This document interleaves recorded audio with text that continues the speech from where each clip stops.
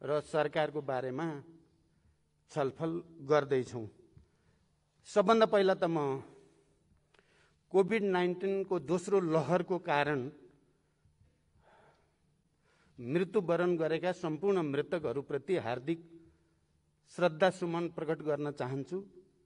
सबै संक्रमित नागरिकहरूको शीघ्र स्वास्थ्य लाभको कामना गर्न चाहन्छु र सुरुदेखि कोभिड-19 महामारीको सुरुवात भएदेखि नै यो महामारीका विरुद्ध लड्नको लागि देशका सबै राजनीतिक शक्ति, नागरिक समाज, पत्रकार, बुद्धिजीवी र सबै स्तरका सरकारहरूको एउटा समन्वय गर्ने संरचना चाहिन्छ र सामूहिक प्रतिवादबाट मात्रै यो महामारीको सामना गर्न सकिन्छ भनेर मैले 1.5 वर्ष अगाडि राखेको प्रस्तावलाई स्मरण गर्दै फेरि एकचोटि यो दोस्रो लहर जो अझ तीव्र गतिमा, अझ भयावह रूपमा अगाडि बढेको छ, यसको सामना गर्न देशका सबै शक्तिहरूको समन्वयको निम्ति सबैसँग अपिल गर्न चाहन्छु र आफ्नो तर्फबाट त्यसमा पूर्ण सहयोग रहने प्रतिबद्धता व्यक्त गर्न चाहन्छु। यति भनिसकेपछि हामी अहिले यो अधिवेशनमा उपस्थित भएका छौँ। सरकारको तर्फबाट भर्खरै प्रधानमन्त्रीजीले विश्वासको मतको निम्ति आग्रह गर्नुभएको छ सदनको अगाडि। अघि यहाँ प्रस्तुत पनि भयो। मलाई लाग्छ प्रधानमन्त्रीजीलाई राम्रोसँग थाहा छ कि यो सदनले उहाँलाई विश्वासको मत दिँदैन। यो कुरा मलाई विश्वास छ प्रधानमन्त्रीजीले राम्रोसँग बुझ्नु भएको छ। बुझ्दा बुझ्दै पनि उहाँले विश्वासको मतको निम्ति भनेर अपिल गर्नुभएको छ। यो उहाँको एउटा लोकतान्त्रिक अधिकार भित्रकै कुरा भएको हुनाले प्रधानमन्त्रीजीको अपिललाई त म एउटा लोकतान्त्रिक अधिकारको निम्ति सम्मान नै गर्न चाहन्छु। तर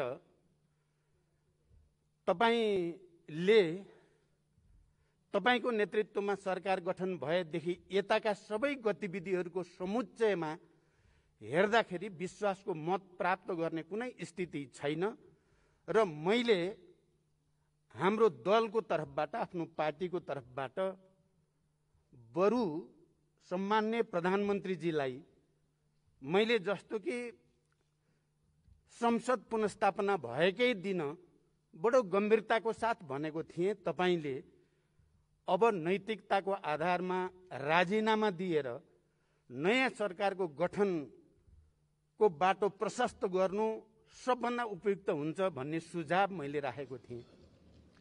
म आज यो सम्मानित सदन अगाडि पनि सम्माननीय प्रधानमन्त्रीजीलाई मैले हिजो बहस गर्दा भनेको थिएँ, एनफ इज एनफ। तपाईले अहिले पनि राजीनामा दिएर नयाँ सरकार गठनको निम्ति बाटो प्रशस्त गरिदिनु नै लोकतान्त्रिक मूल्य मान्यता, संविधानको मर्म भावना अनुकूल हुन्छ भनेर म तपाईलाई सुझाव राख्न चाहन्छु। म आज संविधान बनाउने बेलाको स्थितिबारे थोरै यो सम्मानित सदनको ध्यान आकर्षित गर्न चाहन्छु। सभामुख महोदय, हामीले विगत धेरै वर्षको संसदीय अभ्यासमा देखिएका विसङ्गतिहरू, विकृतिहरू र समस्याहरू, अराजकता र थुप्रै चिजहरूलाई विचार गरेर नै संविधानमा हामीले कम्तीमा एउटा सरकार गठन भइसकेपछि त्यसले निश्चित अवधि निर्वाध रूपमा काम गर्ने अवस्था बनोस् भनेर व्यवस्था गर्यौं। सकेसम्म एउटा सरकार निर्वाचित भएर गठन भइसकेपछि त्यसले 5 वर्ष काम गर्ने वातावरण बनोस् भनेर नै संविधानको 76, 1, 2, 3, 4, 5 भनेर जे प्रावधानहरू संविधानमा राखियो त्यो संविधान बनाउने बेलाको हामी सबैको चिन्ता, चासो र तत्परता केमा थियो भने इतिहासका विसङ्गतिहरूको पुनरावृत्ति हुन नपाओस्, अबको नेपाल एउटा स्थायित्वतिर जाओस्, संघीय लोकतान्त्रिक गणतन्त्र नेपाल र नयाँ संविधान अनुसारको नेपाल विकास र समृद्धिको नयाँ युगतिर निर्वाध रूपले जाने वातावरण बनोस् भनेर नै त्यो कुरा राखिएको थियो। आज म सरकारलाई विश्वासको मत नदिने पक्षमा अथवा विश्वासको मतको विपक्षमा बोल्दै गर्दा मैले संविधान निर्माणको त्यति बेलाको हामी सबैको चासोप्रति एकचोटि सबैको ध्यान आकर्षित गर्न आवश्यक सम्झेँ। म आज साँच्चै त्यति खुसी छैन। म यो मञ्चबाट बोल्दै गर्दा हामीले के सोचेर संविधान बनायौँ, स्थायित्वको परिकल्पना गऱ्यौँ र अहिले 3 वर्ष बित्दा नबित्दै हामी फेरि विश्वासको मत, अविश्वासको प्रस्ताव, अराजकता इत्यादि को एउटा दुष्चक्रतिर फेरि नेपाल फस्न खोजेको जो अवस्था देखिएको छ, म साँच्चै नै चिन्तित छु। म यसकारण पनि के नेपालमा शान्ति सम्झौताको एउटा हस्ताक्षरकर्ता हुनुको नाताले, संविधान सभाको प्रबल चाहिँ पक्षधर हुनुको नाताले, संघीय लोकतान्त्रिक गणतन्त्र चाहिँ घोषणा गर्ने प्रक्रियाको एउटा नेताको हैसियतले मैले संविधान बनाउने बेलामा तपाईँ हामीले नै अहिलेका नेताहरूको यही टिमले नै हो हामीले विगतका गलत परम्पराहरू दोहोरिन दिन हुँदैन, विसङ्गतिहरू दोहोरिन दिन हुँदैन भनेर हामीले त्यो प्रावधान राखेको हो। आज हामी फेरि उही परिस्थितिको सामना, फेरि विश्वासको मत, फेरि अविश्वास प्रस्ताव, फेरि जोड घटाउ, फेरि चाहिँ मान्छेहरूको चाहिँ झन्डै झन्डै किनबेचकै अवस्था जो देखिन थालेको छ, म गहिरो चिन्ता व्यक्त गर्न चाहन्छु। र मैले यसमा आज यसरी बोल्दै गर्दा म आफू त्यस्तो सन्तुष्टि महसुस मलाई बिल्कुलै भएको छैन। दोस्रो, मैले यहाँ राख्दै गर्दा हामीले संविधान बनायौँ, हामी सबैलाई थाहा छ धेरै प्रतिकूलतासँग जुधेर संघीय लोकतान्त्रिक गणतन्त्रको हामीले संविधान बनाएको हो। हामी सबैलाई यो कुरा पनि थाहा छ धेरै अप्ठ्याराहरूसँग जुधेर हामीले त्यो संविधान अनुसार निर्वाचनतिर देशलाई पनि लगेकै हो र निर्वाचन निर्वाध रूपले सम्पन्न गरेर एउटा नयाँ वातावरण बनाउन खोजेकै हो। मैले किन यो कुरालाई जोड दिएर भन्न चाहेको छु भने म त्यस्तो पात्र हुनुको नाताले पनि यो सम्मानित सदनलाई मैले भन्नुपर्छ भन्ने लागेको छ। मान्य सभामुख महोदय, कि मैले अब देशमा फेरि अराजकताको स्थिति नआओस् भनेर नै मैले वाम गठबन्धनको मैले प्रस्ताव राखेको हो। सम्मान्य प्रधानमन्त्रीजीको अगाडि मैले गठबन्धनको प्रस्ताव राख्ने पहिलो पात्र म हो र अनि कम्युनिस्ट आन्दोलनलाई एकताबद्ध गरौँ भनेर पहिलो प्रस्ताव लिएर जाने पनि मै नै हो। र सम्मान्य प्रधानमन्त्रीजीलाई तपाईँ नै प्रधानमन्त्री हुने हो भनेर पहिलो संविधान घोषणा भइसकेपछि प्रस्ताव गर्ने उहाँलाई प्रधानमन्त्रीको रूपमा पनि म नै हो। वाम गठबन्धन र कम्युनिस्ट एकताको सङ्कल्पपछि उहाँलाई प्रधानमन्त्रीको प्रस्ताव गर्ने पनि म नै हो।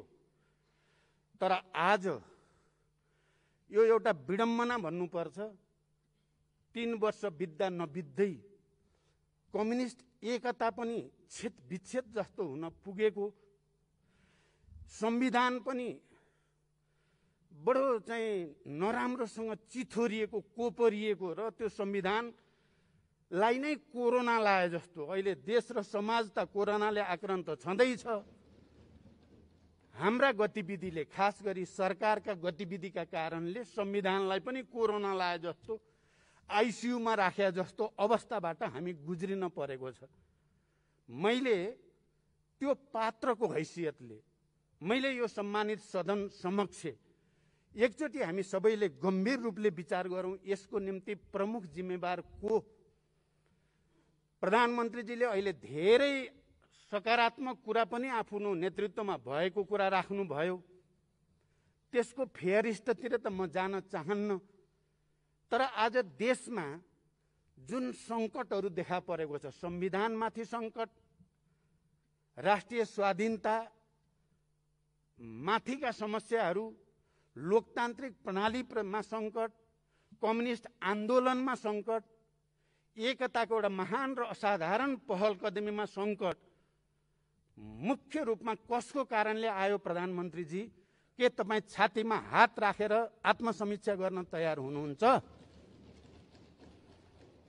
तपाईँले कहिलेकाहीँ बोलेको सुन्छु म प्रचण्डलाई राष्ट्रिय समस्या नै भयो भनेर। म हो राष्ट्रिय समस्या कि तपाईँ हो राष्ट्रिय समस्या? बहस गरौँ भन्न पनि म चाहन्छु। मैले संविधान बनाउने र तपाईँलाई प्रधानमन्त्री प्रस्ताव गर्नु म राष्ट्रिय समस्या भएर हो? वाम गठबन्धन र कम्युनिस्ट एकताको प्रस्ताव लिएर तपाईँलाई फेरि प्रधानमन्त्री प्रस्ताव गर्ने म राष्ट्रिय समस्या भएर हो? मैले तपाईँसँग पार्टीभित्र बहस गर्दा कहिले तपाईँको कुन कार्यक्रमलाई मैले कहाँनिर व्यवधान गरेँ तपाईँले ठोस रूपमा कुनै जवाफ दिन सक्नुहुन्छ? मलाई लाग्छ तपाईँसँग जवाफ छैन, तपाईँसँग तथ्य छैन, तपाईँसँग आधिकारिक र प्रामाणिक तर्क पनि छैन भन्ने मेरो विश्वास छ। बरु यसको निम्ति तपाईँ नै जिम्मेवार हो। तपाईँले वाम गठबन्धन र कम्युनिस्ट एकताको पछाडिको राजनीतिक स्थायित्व, विकास र समृद्धिको हाम्रो सपनालाई तपाईँले डे वानदेखि नै टुङ्गाउनेतिर लाग्नुभयो भन्ने मेरो आरोप छ तपाईँमाथि। हामी छलफल गर्दै थियौँ, पार्टीभित्र बहस हुँदै थियो, विवाद हुँदै थियो। मैले प्रधानमन्त्रीको हैसियतले तपाईँका क्रियाकलापहरू र पार्टी अध्यक्षको हैसियतले पनि तपाईँका क्रियाकलापहरू बारे मैले टिप्पणी गरेँ, आलोचना गरेँ, विवाद गरेँ, बहस गरेँ पार्टीभित्र। पार्टीभित्रको त्यो लोकतान्त्रिक बहसलाई तपाईँले पार्टीभित्रको कचिङ्गलका कारणले भनेर यो सम्मानित सदनलाई विघटन गर्ने सिफारिस गरेर न्याय गरेको हो देशप्रति, संविधानप्रति। मेरो प्रश्न छ प्रधानमन्त्रीजीलाई, तपाईँको र मेरो बहस भयो, पार्टीभित्र विवाद भयो, त्यो पार्टीको आन्तरिक विषय थियो। अनि कसको रिसले कसको के भन्या जस्तै तपाईँले हामी आपसमा भएको विवादलाई सिङ्गो देश र समाजलाई आक्रान्त हुने गरी यो सार्वभौम संसदलाई तपाईँले विघटन गरेको होइन। यो संसद विघटन गर्ने मैले त भनेको थिएँ, हाम्रो संविधानले संसद विघटनको यो रूपमा परिकल्पना गरेकै छैन। त्यहाँ यो असंवैधानिक छ, अलोकतान्त्रिक छ, स्वेच्छाचारी छ, निरङ्कुश छ। यसलाई स्वीकार गर्न सकिँदैन। मैले माननीय सदस्यहरूसँग त्यति बेला भनेको थिएँ, प्रधानमन्त्रीजीले त हामी माननीय सदस्यहरू अब मर्यौ तिमीहरू छैनौ भन्नुभएको छ, तर संविधानले हामीलाई मारेको छैन, हामी जिउँदैछौँ। मैले साथीहरूलाई भने, माननीय सदस्यहरू हामी मर्यौँ भन्ने नठान्नु होला, हामी जीवितै छौँ। संविधानले हामीलाई मारेको छैन। प्रधानमन्त्रीजीले मात्रै आफ्नो अहङ्कारको कारणले, दम्भको कारणले या आफ्नो गलत प्रवृत्तिका कारणले जबरजस्ती तिमीहरू मर्यौ भनिदिनु भए मात्रै हो। हामीले आफैले आफू मर्यौँ भन्ठान्यौँ भने त हामी मर्यौँ। हामी मरेको छैनौँ भनेर हामी अगाडि बढ्यौँ भने हामी फेरि बिउतेकै हुन्छौँ, जीवितै हुन्छौँ।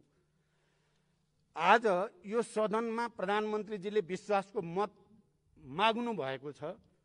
यो सदनमा मलाई लाग्छ उहाँ तपाईँले विश्वासको मत माग्ने पनि नैतिक अधिकार छ र प्रधानमन्त्रीजी? यो सदनसँग, यी मान्य सदस्यहरूसँग तपाईँलाई त्यो अधिकार छ र नैतिक रूपले? म अझ अनौठो कुरा के मान्छु भने प्रधानमन्त्रीजीले खालि यो विघटन गरेको सिफारिस सर्वोच्च अदालतले पुनर्स्थापना गरिदियो, त्यसकारण उहाँले स्वीकार्नु भयो होला भन्ने म ठान्थेँ। तर एक दिन सम्माननीय राष्ट्रपतिजीले बोलाएको सर्वदलीय बैठकमा प्रधानमन्त्रीजीको अभिव्यक्ति सुनेपछि चाहिँ प्रधानमन्त्रीजी त्यो अदालतको फैसला मान्न तयार हुनुहुन्न, त्योसँग सहमत हुनुहुन्न भन्ने कुरा उहाँले सँग राख्नुभयो। त्यसकारण आज यदि तपाईँ यो विषय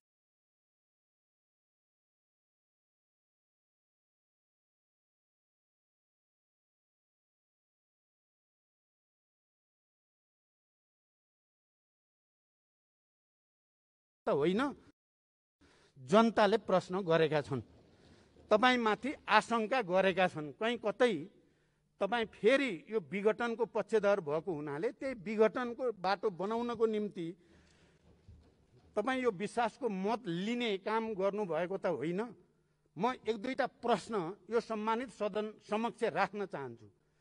सभामुख महोदय, यदि प्रधानमन्त्रीजीले इमान्दारिता साथ र जिम्मेवारी पूर्वक नै विश्वासको मत लिन चाहेको हुन्थ्यो भने जति बेला अदालतले हामी दुई पार्टीलाई अलग अलग बनाइदियो, देन एन्ड देयर तुरुन्तै उहाँले 30 दिनभित्र विश्वासको मत लिन जानु पर्थ्यो। सही कुरा, लोकतान्त्रिक कुरा त्यही नै हुन्थ्यो।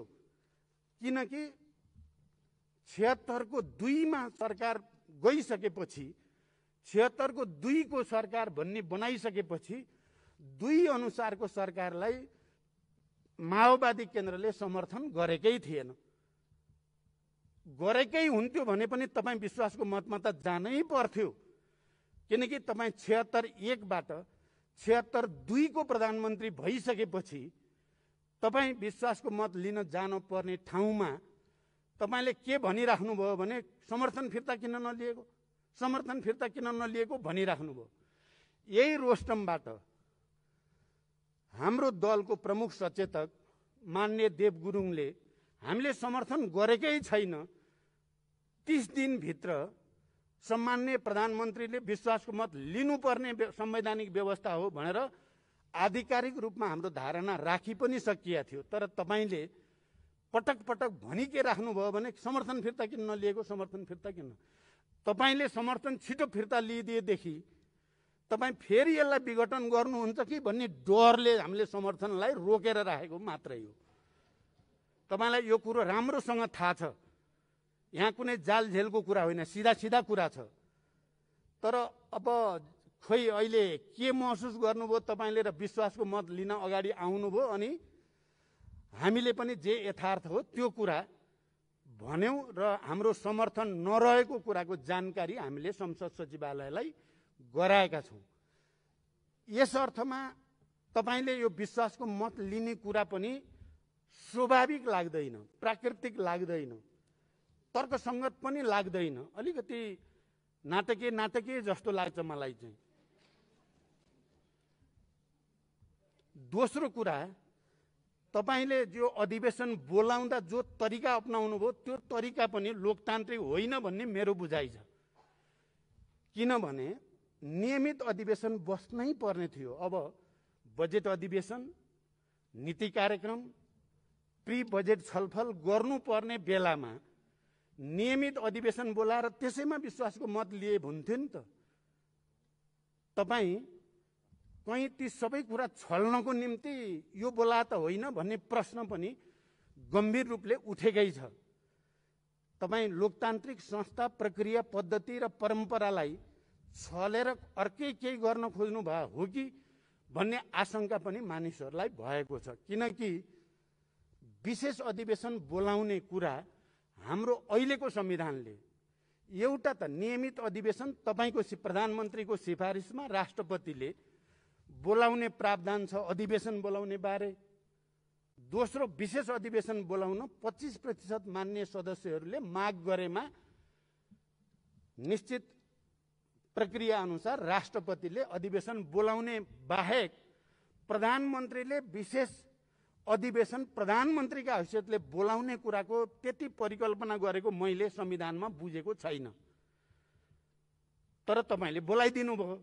तपाईले के समातेर बोलाउनु भयो? 101 प्रधानमन्त्रीले चाहेको बेलामा विश्वासको मत लिन सक्ने छन् भन्ने जो प्रावधान छ त्यो प्रावधानलाई तपाईले प्रयोग गर्नु भएको देखियो।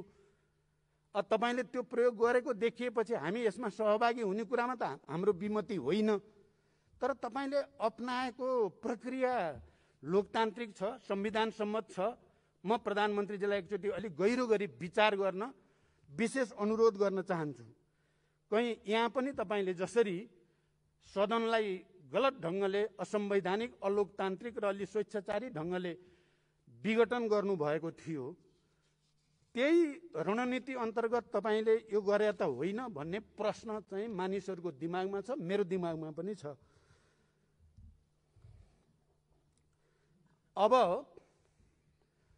कामहरूको कुरा गर्दा मैले अघि सुरुमा पनि भने, प्रधानमन्त्रीजी तपाईलाई यति ठुलो ऐतिहासिक अवसर प्राप्त थियो, मैले भन्दा त तपाईलाई त्यो अप्रिय लाग्छ।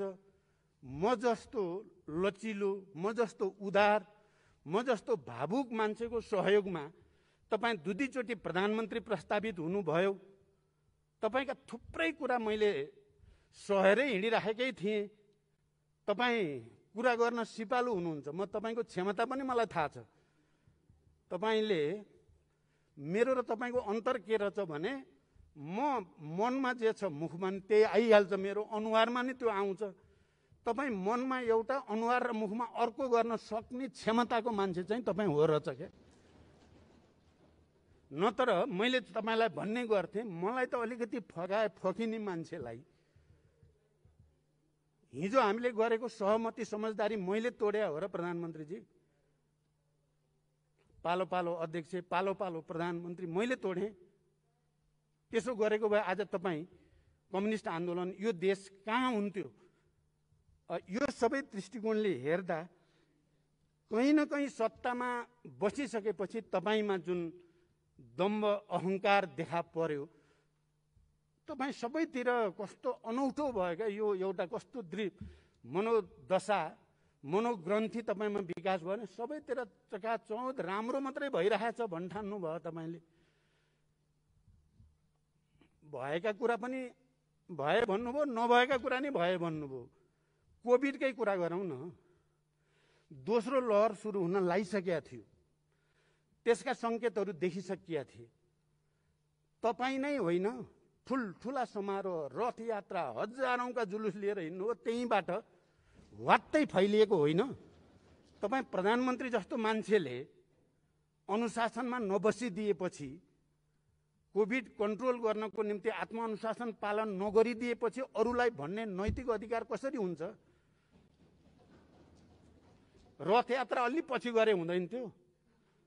मैले त तपाईलाई भनेकै छु, मेरो निर्वाचन क्षेत्रमा अयोध्या पुरी बनाउने भनेर तपाईँ अगाडि बढ्नु भएको छ। म पनि गएर हेरेँ, मलाई त खुसी छ। मेरो निर्वाचन क्षेत्रमा एउटा ठुलो धार्मिक पर्यटकीय स्थल बन्न लाग्यो। तर तपाईलाई यो कोभिड-19 को दोस्रो लहर सुरु हुन लागेको बेला हजारौं मान्छे जम्मा गर्ने गरी यति बेलै गर्न पर्या थियो त? अलि पछि गरे पनि हुन्थ्यो।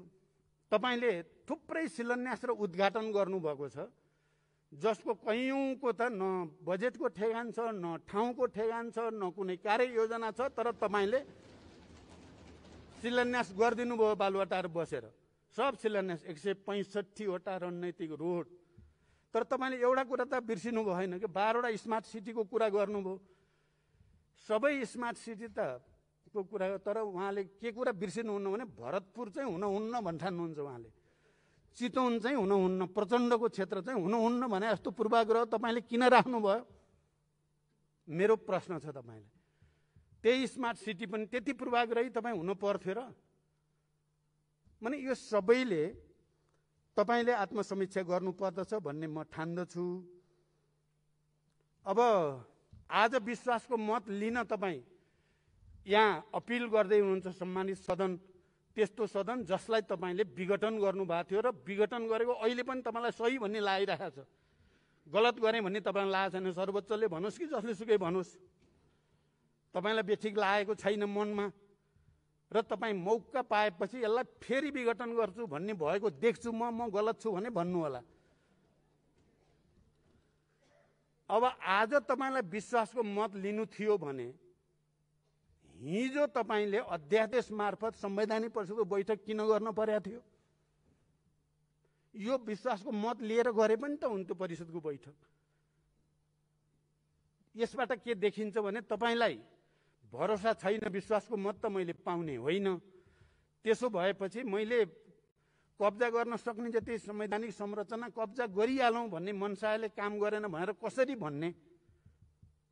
तपाईको मनभित्र त्यो छैन भनेर कसरी भन्ने?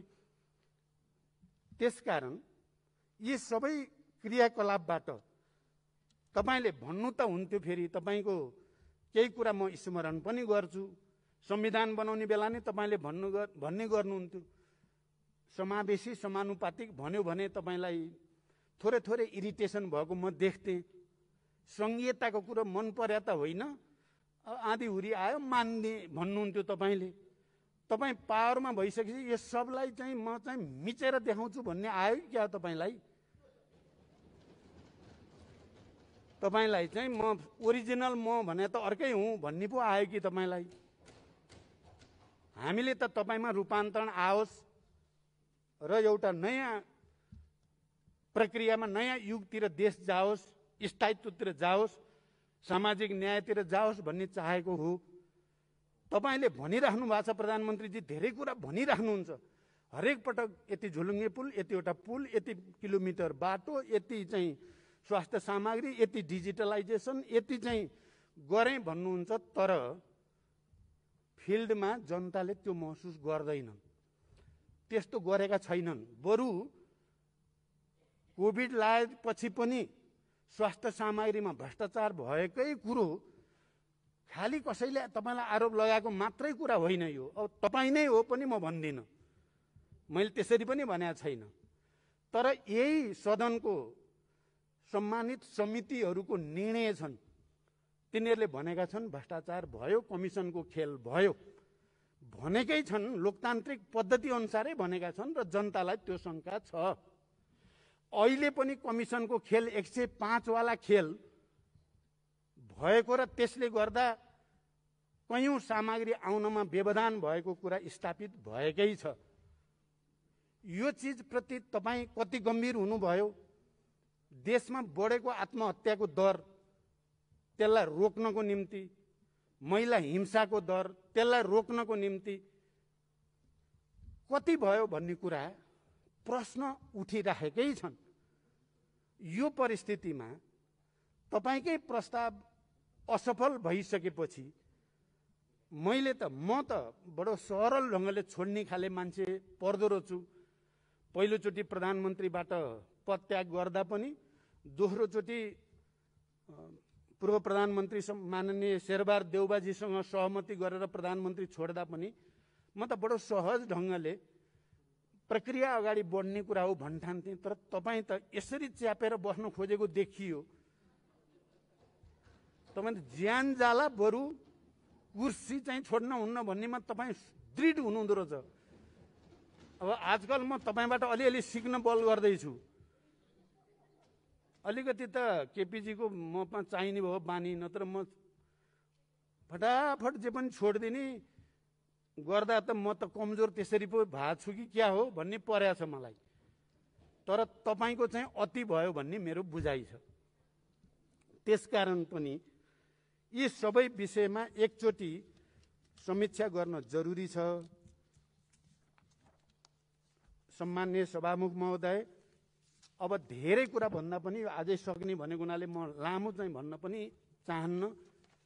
अन्तिममा प्रधानमन्त्रीजीलाई मैले सुझाव पनि भनि नै सकेँ। अझै पनि होइन भने अहिले प्रतिपक्षी दलको नेताको हैसियतले माननीय शेरबहादुर देउबाजीले 76-2 को सरकार बन्ने सम्भावना यही सदनभित्रबाट छ र त्यो खोजिन्छ भन्न खोज्नु भएको छ। म त्यसलाई समर्थन गर्न चाहन्छु। यही भित्र सम्भव छ। अरू बिडङ्गो नसोचौं। यो देशलाई संविधानको हुर्मत लिने काम हामी कसैले पनि नगरौं। सहज ढङ्गले लोकतान्त्रिक प्रक्रियाद्वारा हामी अगाडि जाउँ र त्यसको सुरुवात आज प्रधानमन्त्रीजीले राखेको विश्वासको मतको विपक्षमा प्रधानमन्त्रीजीले सबैले मलाई भोट हाल्नुहोस् भन्नुभयो। म चाहिँ प्रधानमन्त्रीजी बाहेक सबैले विपक्षमा भोट हालौँ, नयाँ इतिहास बन्छ भन्ने अपिल गर्दै बिदा हुन्छु। धन्यवाद।